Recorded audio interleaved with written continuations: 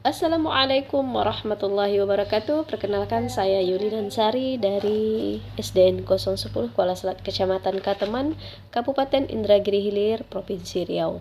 Dan saya juga adalah mahasiswi pasca sarjana Magister Pendidikan Dasar di Universitas Terbuka UT Daerah Pekanbaru.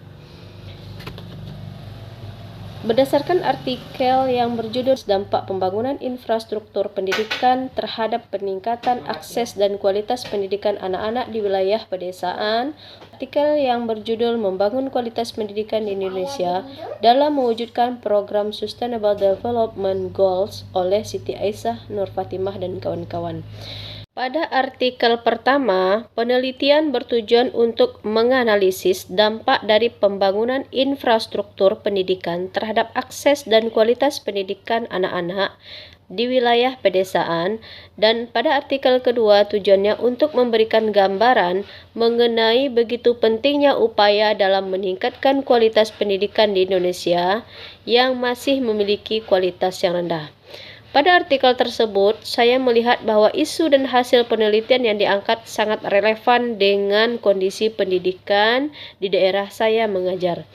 Dalam artikel tersebut, penulis menyoroti bahwa kualitas pendidikan di Indonesia masih menghadapi berbagai tantangan untuk mendukung pencapaian Sustainable Development Goals, terutama pendidikan yang berkualitas. Di antara masalahnya adalah yang pertama, ketimpangan akses pendidikan daerah perkotaan dan perdesaan. Yang kedua, keterbatasan infrastruktur pendidikan. Ketiga, distribusi tenaga pendidik. Kemudian minimnya partisipasi masyarakat dalam pengembangan sekolah. Yang mana hal ini juga kami alami di SDN 010 Kuala Selat, Kecamatan Kateman, karena memang lokasi sekolah kami lumayan jauh dari kabupaten, yaitu daerah pesisir pantai yang kira-kira 3 jam dari kota atau kabupaten ya. Dan tentunya sangat akan berbeda kondisi sekolah kami dengan sekolah yang berada di perkotaan, yang terutama masalah sarana dan prasarana yang belum lengkap atau yang belum memadai.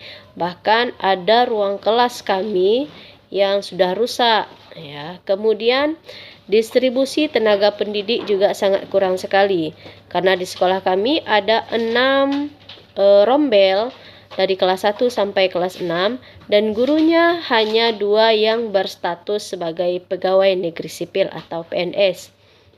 Yang selebihnya itu adalah tenaga honorer. Nah, di sini sudah nampak ketimpangan bahwa adanya perbatasan guru daerah pedesaan dengan perkotaan.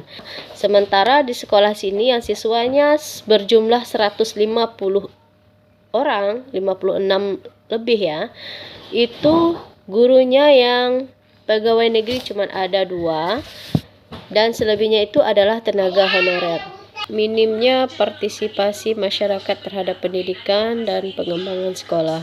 Hal ini mungkin terjadi karena kurangnya kesadaran orang tua terhadap pentingnya pendidikan. Dari kedua artikel tersebut sangat menggambarkan kondisi nyata di banyak daerah di Indonesia, terutama tempat saya mengajar.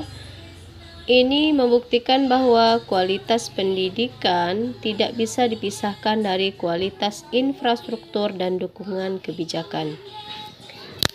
Peningkatan mutu pendidikan harus melibatkan semua pihak, baik itu pemerintah, sekolah, guru, masyarakat, hingga dunia usaha.